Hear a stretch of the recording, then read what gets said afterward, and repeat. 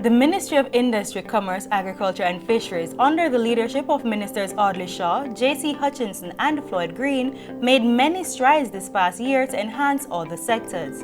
Let's take a look back at the eventful year they've had.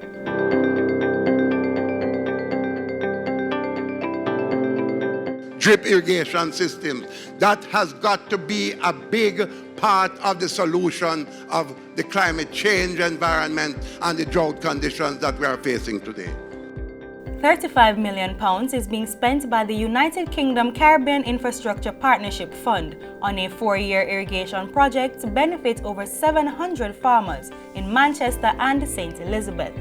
Another £20 million was set aside for small farmers in Clarendon and St. Catherine.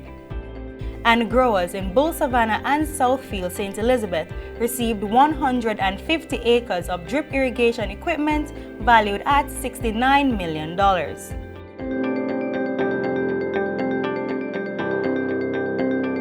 Flaggerman has the most registered farmers in any community in Jamaica. Back in September, raging fires destroyed 200 acres of land in the St. Elizabeth community, displacing 47 farmers. The ministry spent almost $50 million providing relief supplies. We are providing over 30 truckloads of guinea grass for mulching.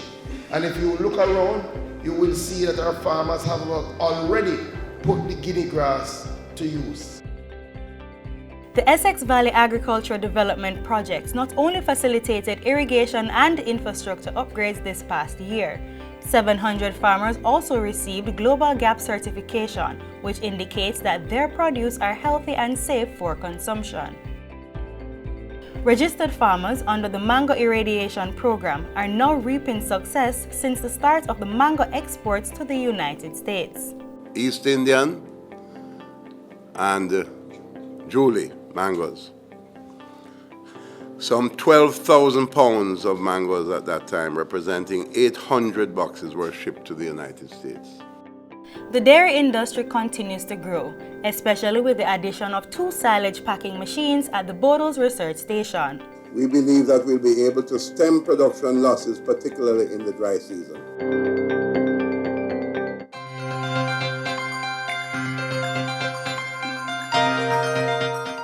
All Jamaicans want is an opportunity to grow.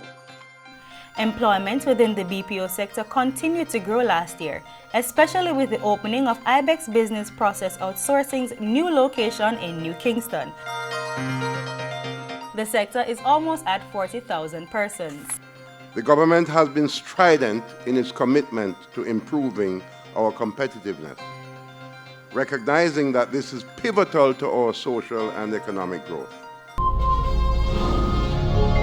As such, the Jamaica Trade Information Portal was launched under the tagline, Trade Information at Your Fingertips. The Trade Information Portal will bring export and import-related regulatory information and step-by-step guidance on a single platform, ultimately driving our collective economic growth.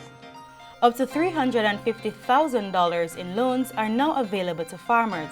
This became possible through a MOU signed between RADA, the community and workers of Jamaica Cooperative Credit Union. These loans must not be treated in any flippant way. They must be treated with great responsibility, right? Jamaica was chosen to be a part of the International Phytomedicine and Medicinal Institute, with the technology and research of Harvard and the science of all herbs will take plant-based medicine and extracts to a new dimension. The first draft of an import and export regulation for marijuana was completed. We have also engaged a legal consultant to commence drafting instructions to inform the timely preparation of hemp regulations, as it is very important that regulatory framework is in place to enable marijuana and specific strains of hemp, that is high CBD strains, to coexist, as we consider the protection of both industries quite important. July 8 saw the signing of a tripartite agreement to implement a cannabis pilot program in a compound St. Elizabeth. We are putting together a system for those who want to become formally involved in the growing of medicinal cannabis.